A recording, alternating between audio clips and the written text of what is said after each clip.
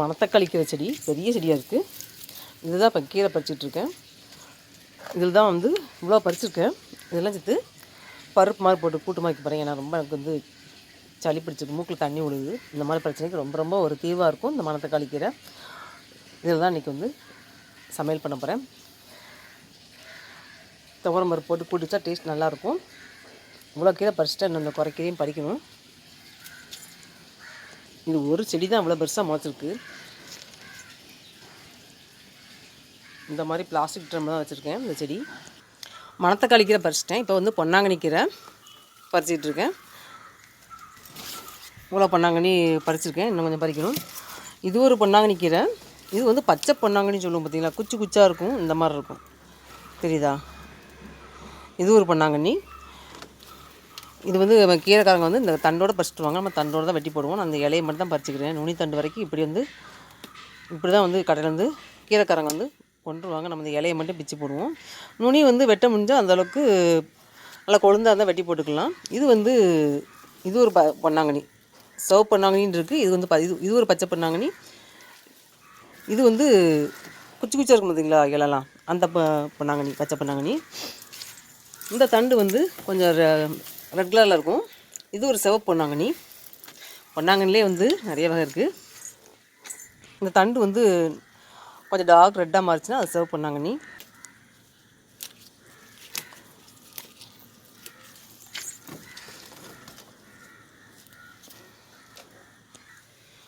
என் வீட்டிலே இவ்வளோ மணத்தக்காளி கீரை பறிச்சிருக்கேன். இது வந்து பொன்னாங்கண்ணி கீரை. அப்புறம் இது ஒரு பொன்னாங்கண்ணி. இந்த செடி வந்து இப்படி தான் இருக்கும். இலையை வந்து குச்சி குச்சி அந்த மாதிரி இருக்கும். ஏன்னா எனக்கு வந்து மூக்கில் தண்ணி வடி தும்மலாக இருக்குது.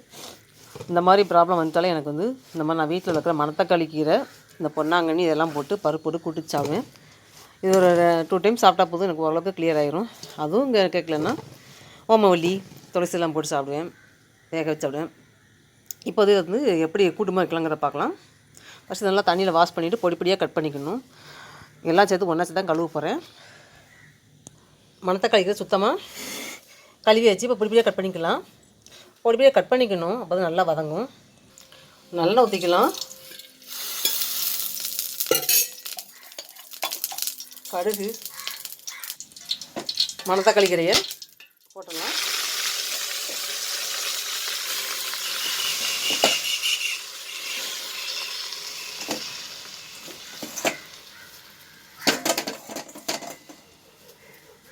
சில்வர் பாத்திரம் வைக்கிறதுனால கடுகு வச்சு ஸ்டவ் ஆஃப் பண்ணி விட்டேன். ஏன்னா வந்து சட்டி ரொம்ப தீஞ்ச மாதிரி ஆகிடும் சில்வர் பாத்திரம் சமையல் பண்ணுறதுனால. இப்போ ஆன் பண்ணிட்டேன். இப்போ ரொம்ப புகையாக கிளம்பும் இந்த கீரையை போடும்போது.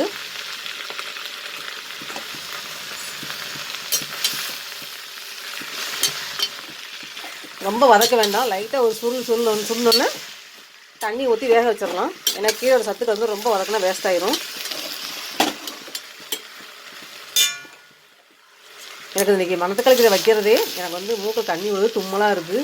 இதுதான் இந்த கீரை வளர்க்குறதே அதுக்காண்டி தான் வளர்த்தது. இது ஒரு மெடிசன் கீரையாக்கும், மருத்துவ குணம் கொண்ட அருமையான கீரை இந்த மணத்தக்காளி கீரை. இப்போ உடனே தண்ணி ஊற்றிடலாம், அப்படியே வேகட்டும்.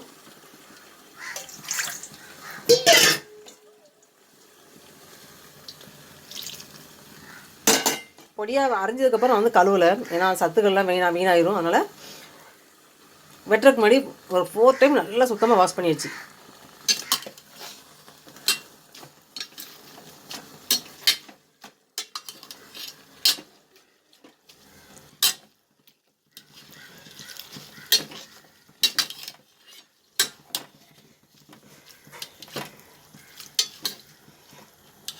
அந்த வேகும்போது தண்ணி பார்த்திங்களா எப்படி பச்சை கலரில் ஆகுது. இது ஃபுல்லாக வந்து இந்த மாதிரி மணத்தக்காளிக்கையோட சத்து தான். அப்படியே மூடியை போட்டு க்ளோஸ் பண்ணிடலாம். துவரம் பருப்பு 100 கிராம்,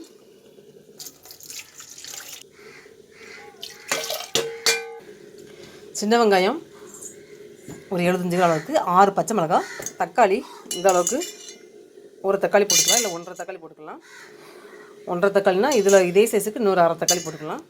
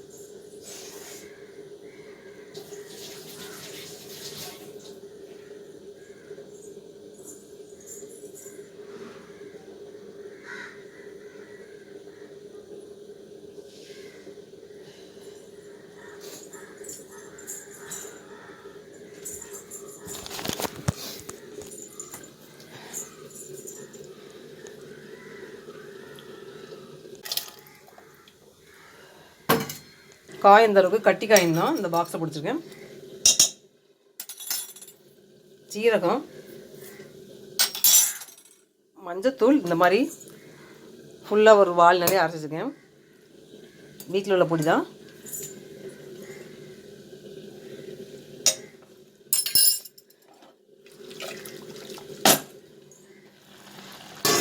மணத்தக்காளி கூட்டு செய்கிறது தான் இந்த மாதிரி பருப்பு வேக வச்சிட்ருக்கேன். ஓரளவுக்கு வதங்கி நல்லா வந்து வெந்துருச்சு தண்ணியிலே. கீரை பருப்பு வேகிறதுக்குள்ளே இது வெந்துரும்னு நினைக்கிறேன்.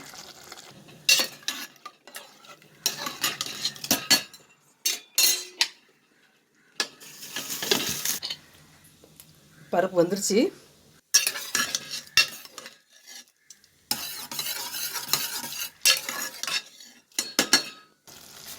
மணத்தக்காளிக்கு நல்லா வெந்துருச்சான் பார்க்கலாம். நல்லா வெந்துடணும். இப்படி நசுப்ப நல்லா அருமையாக வந்துருச்சு. இப்போது பருப்பை சேர்த்துக்கலாம்.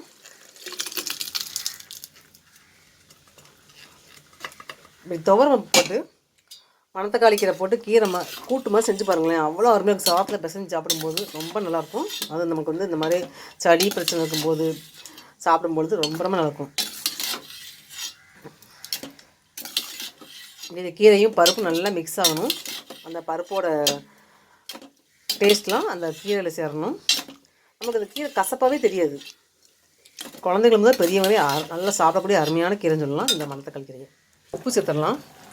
நான் உப்பு ஜாடியில் வந்து இப்படி மர ஸ்பூன் தான் போட்டிருக்கேன். ஏன்னா வந்து இதான் வந்து நமக்கு வந்து ரொம்ப ரொம்ப உடம்பு ஹெல்ப் பண்ணும்.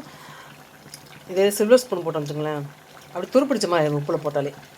அதான் வந்து உப்பு மட்டும் பார்த்துக்கணும். இவ்வளோ தான் செஞ்ச வேலைலாம் வேஸ்ட்டாக போயிருப்போம். உப்பு அதிகம் போட்டோம் வச்சுக்கலாம், சாப்பிட முடியாமல் போயிடும். குறைய இருந்தால் கூட நம்ம வந்து டேஸ்ட் பார்த்து வேணால் போட்டுக்கலாம். அதிகம் மட்டும் போட்டக்கூடாது.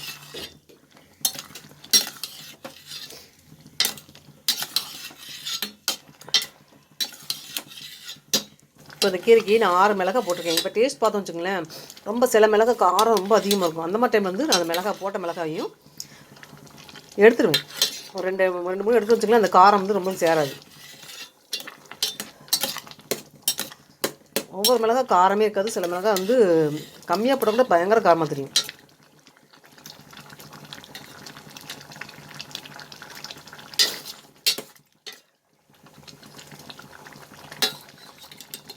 இப்போ இதெல்லாம் பருப்பு போட்டுக்கணும்.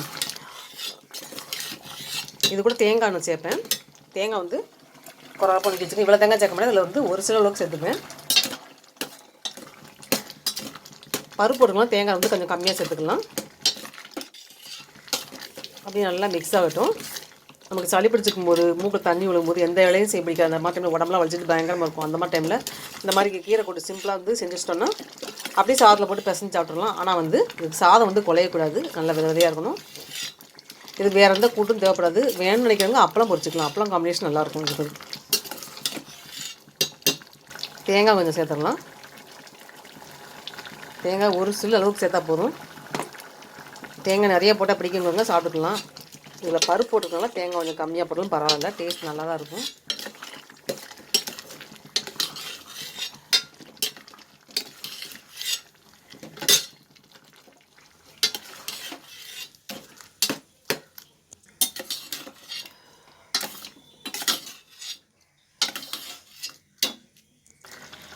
மணத்தக்காளி கீரை கூட்டு ரெடி ஆயிடுச்சு. இந்த மணத்தக்காளி கீரை வயிற்று புண்ணுக்கும் வாய்ப்புண்ணுக்கும் ரொம்ப ரொம்ப நல்லது. அல்சருக்கும் ரொம்ப ரொம்ப நல்லது. சளி பிரச்சனைக்கும் சாப்பிடக்கூடிய அருமையான கீரைன்னு சொல்லலாம். காய்ச்சல், தலைவலி, தலையில் நீர் கோத்தல், அவ்வளோ பிரச்சனைக்கும் நல்ல ஒரு தீர்வுன்னு இந்த மணத்தக்காளி கீரை சொல்லலாம். கீரையிலே ஒரு அருமையான கீரை இந்த கீரை சொல்லலாம். மணத்தக்காளி கீரை ஒரு மருத்துவ குணம் கொண்ட அருமையான கீரை சொல்லலாம். வீட்டில் நிறைய பேர் இருக்காங்கன்னா இந்த மாதிரி ஸ்டேஜில் ஆஃப் பண்ணிடலாம். எல்லா ஊற்றி சாப்பிட்டா கரெக்டாக இருக்கும்.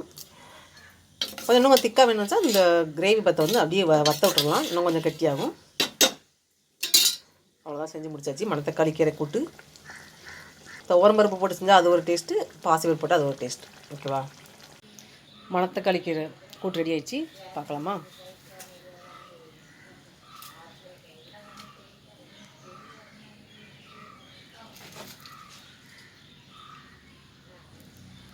இந்த மணத்தக்காளி கீரையில் ஆன்டி ஆக்சிடென்ட்கள், விட்டமின் ஏ, சி இருக்குது. ஃப்ளவனாய்டுகள், பீனாலிக் கலவைகள் போன்ற சத்துக்கள் நிறைய இருக்குது மணத்தக்காளி கீரையில். இதில் என்ன நன்மைகள் இருக்குன்னு பார்க்கலாம். உயர் ரத்த அழுத்தத்தை கண்ட்ரோல் பண்ணும், ரத்த அழுத்தத்தையும் கண்ட்ரோல் பண்ணும், ரத்த சத்தையை கண்ட்ரோல் பண்ணும். மணத்தக்காளி கீரை செரிமான ஆரோக்கியத்துக்கு ரொம்ப ரொம்ப நல்லது. உடல் ஆரோக்கியத்தை மேம்படுத்தும் மணத்தக்காளி கீரை. விட்டமின் ஏ இருக்கனால வயதானால் ஏற்படக்கூடிய கண் நோய்களை வந்து வராமல் தடுக்கும். கண் பாதுகாப்புக்கு ரொம்ப நல்லது. கண் பார்வை தெளிவுற மணத்தக்காளி கீரை சாப்பிட்லாம். மணத்தக்காளி கீரையில் ஃபைபர் கண்டென்ட் இருக்கிறனால மலச்சிக்கலை போக்கி செரிமானத்தை மேம்படுத்தும். உடல் ஆரோக்கியத்துக்கு ரொம்ப நல்லது. பசியை தூண்டும் தன்மையுடையது மணத்தக்காளி கீரை. வயிற்றுக்கோளாறுகளை சரி பண்ணும். பூஞ்சை எதிர்ப்பு பண்புகளுடைய மணத்தக்காளி கீரை அலர்ஜியை போக்கும் தன்மையுடையது. அரிப்பு தொடர்பான தோல் அலர்ஜி நீக்கும் தன்மையுடையது. தோல் நோய் தொற்றுகளை நீக்கும் தன்மையுடைய மணத்தக்காளி கீரை.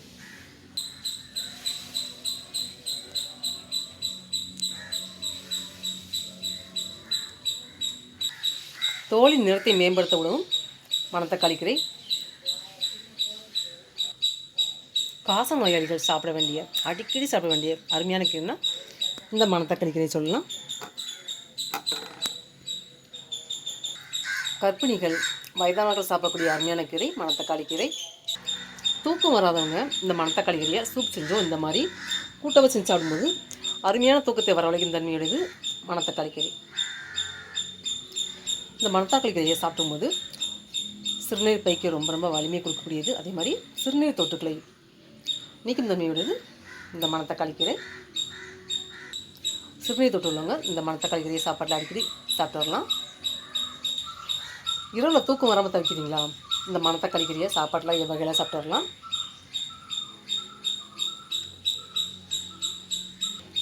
சரும சிரங்கு, லிட்டிகோ மற்றும் ரிங்வார் தோல் சம்பந்தமான நோய்களை தடுக்கும் தன்மையுடையது இந்த மணத்தக்காளி கீரை. இந்த மணத்தக்காளி கீரையை இந்த இலைச்சாட்டை நல்லெண்ணோட கலந்து தலைக்கு உத்திந்தல் தடையும் போது முடியின் வேர்க்கால்களை வலுப்படுத்தும் தன்மையுடையது. வாய்ப்புண், வயிற்றுப்புண், குடல் புண்ணுக்கு வந்து இந்த மணத்தக்காளி கீரை தான் பாரம்பரியமாகவே அந்த காலத்துலேருந்து எல்லாம் சாப்பிட்டு வந்துருக்காங்க.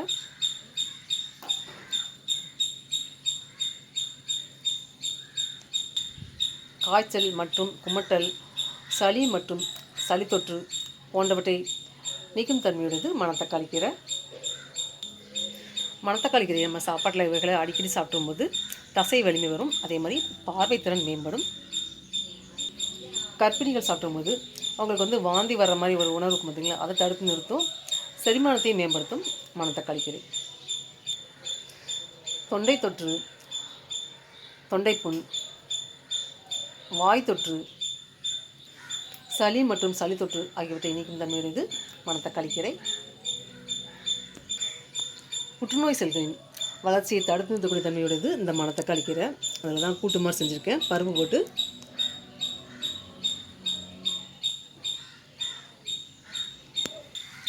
மஞ்சக்காமலைக்கு சிறந்த மருந்தாக பயன்படுது இந்த மணத்தக்காளி கீரை. கல்லீரல் பிரச்சனை காரணமாக வரக்கூடிய ஹெப்படைட்டிஸ் போன்ற நோய் குறைக்கும் தன்மையுடையது இந்த மணத்தக்காளி கீரை. தூக்கத்தை வரவழைக்கும் மருந்து சொல்லலாம், அந்த அளவுக்கு மருத்துவ குணமுடையது இந்த மணத்தக்காளி கீரை.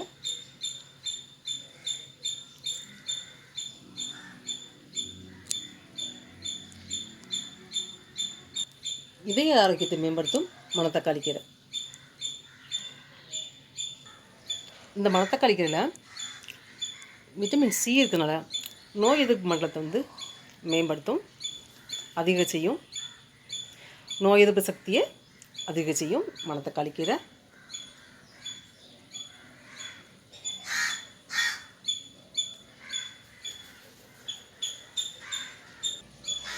மணத்தக்காளி கீரை கூட்டு எப்படி செய்யுங்கிறதையும் அதில் சத்துக்கள் நன்மைகளையும் பார்த்தாச்சு. என்னோடய சேனலில் லைக் பண்ணி சப்ஸ்கிரைப் பண்ணுங்கள். வீடியோ ஃபுல்லாக ஸ்கிப் பண்ண பாருங்கள். மேலும் இது போன்ற வீடியோக்களை அப்டேட் பண்ணுறேன்.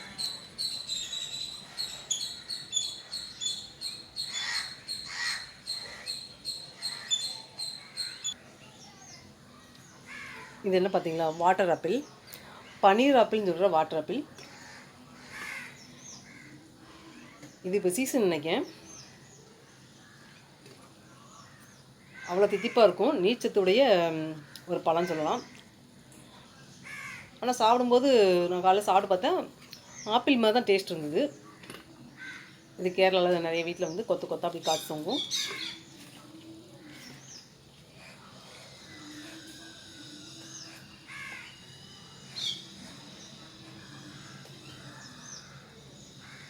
இந்த வாட்டர் ஆப்பிள் சாப்பிட்ருக்கீங்களா?